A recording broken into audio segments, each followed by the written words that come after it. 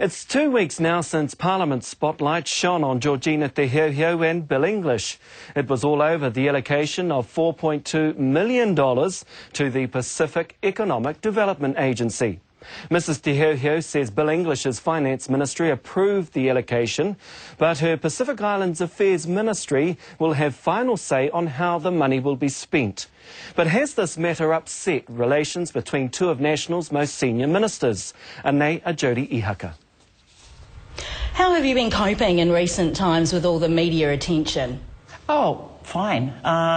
You know, that's one aspect of the work I'm involved in. There are a lot of other aspects. I'm about to go off to Christchurch in my role as Disarmament Minister, so you just got to keep moving along and thinking about the next thing you have to do, so great. In terms of your Pacific portfolio, what dealings have you had with the people from PEDA?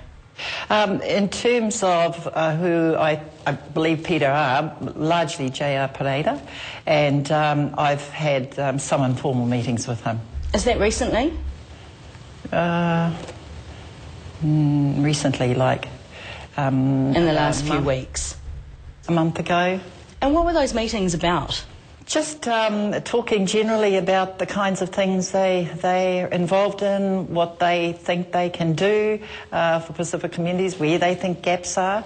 Nothing unusual. So how do you see the $4.8 million actually being spent? Who will benefit? This appropriation is great, okay? It's the single largest injection of funding into my small ministry in a long time, and it's geared towards economic development. And as I say, so keep the focus. It's skills, training, jobs. Our education budget recognises a huge need in Pacific communities, so it kind of runs off what we're doing in education and in the training sector.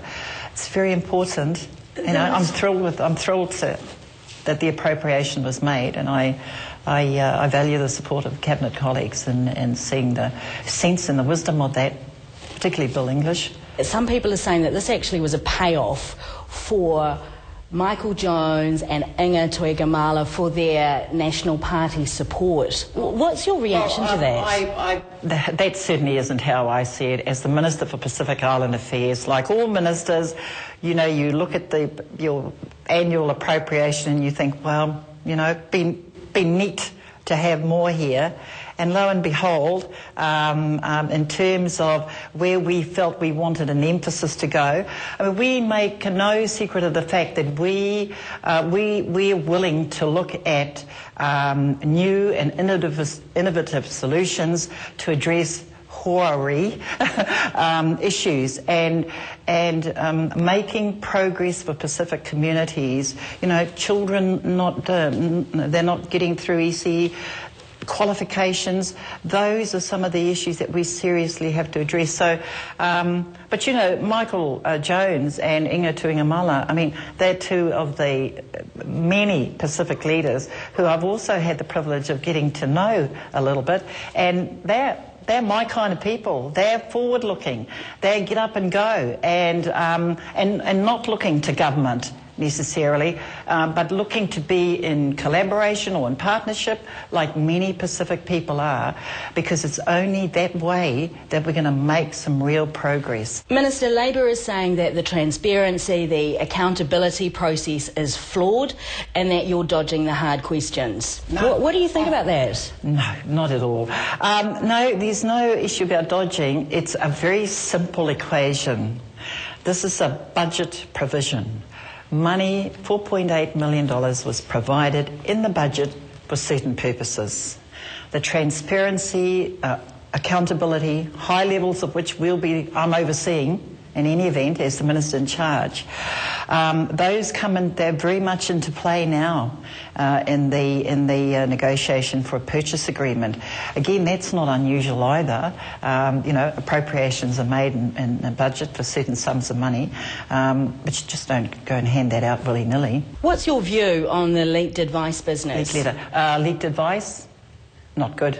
My view is not good. I've had my officials in. There's a process in place which basically state services is sort of involved. And no, it's not good, and we'll get to the bottom of it if we can. Do you think someone's trying to set you up? Have no idea. And I'm not going to worry my... You don't do conspiracy theories, do you? I don't, because actually, you know, I'm serious. The need to make sure all Pacific children get early childhood education, the need to make sure that all Pacific pupils make their way, that they can read, they can write, literacy and numeracy, a big, big focus for us. A need to make sure that Pacific students leave school with qualifications, that they can go on and get trained. That's what exercises my mind daily, almost hourly, because it's the same issues that are present for the Māori population. Absolutely the same issue. Those are the things that are important. As I say, keep the focus on what's needed, jobs, training, a highly skilled workforce, and that workforce increasingly will be Pacific and Māori. That's what exercises my mind. That's why I came to Parliament. Do you have confidence in your ministry? Oh, well, we've got a little bit of a dent here, haven't we, with the leak? But yes, I do. And we were putting together our accountability documents earlier in the year, statement of intent, and you know, and that gives you a chance, basically, to lay out very clearly what you expect, and there are no doubt what I expect of a ministry, whether it's large or small. Ours is small, so I expect a lot more.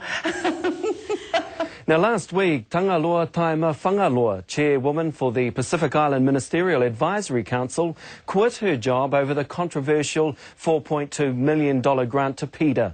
Citing problems with transparency as the main reason for quitting, she's called on Georgina Te HeuHeu to do the right thing and open the contract to a contestable process.